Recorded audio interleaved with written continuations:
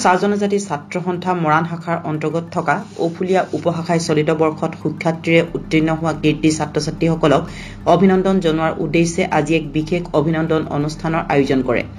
শিক্ষা ও সাহিত্য সম্পাদিকা ববি গোৱালাই আধৰা অনুষ্ঠানটি নিৰ্দিষ্ট বক্তাৰূপে উপস্থিত থাকে প্ৰাক্তন আচ্ছা নেতা জিতৰাম তাঁতী, বিশিষ্ট অতিথি হিচাপে উপস্থিত থাকে আচ্ছা কেন্দ্ৰীয় কাৰ্যনিৰ্বাহক সদস্য বাবুল সাহু, আচ্ছা ডিব্ৰুগড় জিলা সমিতিৰ কাৰ্যালয়ৰ সম্পাদক গণেশ চুদবঞ্চী, সমাজকৰ্মী দয়াল তপ্ন, ঔফুলীয়া চাহ শ্ৰমিক মধ্য ইংৰাজী বিদ্যালয়ৰ প্ৰধান শিক্ষক সুখীধৰ শইকীয়া, আচ্ছা মৰাণ শাখাৰ সভাপতি অংকুৰ দলৈতা চাহ, অতিথিৰূপে উপস্থিত থাকে প্ৰাক্তন আচ্ছা নেতা বলৰাম মৃধা, কল্যাণ তাঁতী, সুজিতা পাইক, আচ্ছা মৰাণ শাখাৰ শিক্ষা সম্পাদক চিন্তু মানকিৰ লগতে বিষয়ববীয়াসকল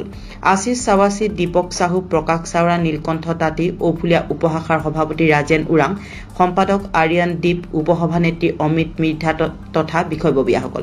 আজিৰ অভিনন্দন অনুষ্ঠানত 44 গৰাকী কীৰ্তি ছাত্ৰ-ছাত্ৰীক অভিনন্দন জনোৱাৰ লগতে আচ্ছাৰ ঔফুলীয়া উপশাখা তৰফৰ পৰা উদীয়মান কণ্ঠশিল্পী মণ্টু কুমাৰকো বিশেষভাৱে সম্বৰ্ধনা জনোৱা হয়। চাহ জনজাতি ছাত্ৰ সন্থা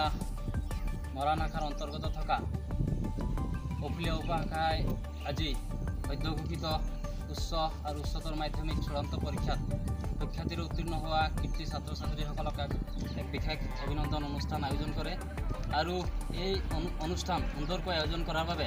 আচ্ছা ঔফুলীয়া উপশাখাৰ লগতে মই উপস্থিত থকা সকলো কীৰ্তিমান ছাত্ৰ ছাত্ৰীক আন্তৰিক অভিনন্দন জ্ঞাপন কৰিছোঁ। আৰু এই অনুষ্ঠানত এই অঞ্চলৰ প্ৰায় 44 গৰাকী কীৰ্তি ছাত্ৰ ছাত্ৰীক আজি অভিনন্দন জ্ঞাপন কৰা হয় আৰু লগতে চাহ জনগোষ্ঠীয় উদীয়মান কণ্ঠশিল্পী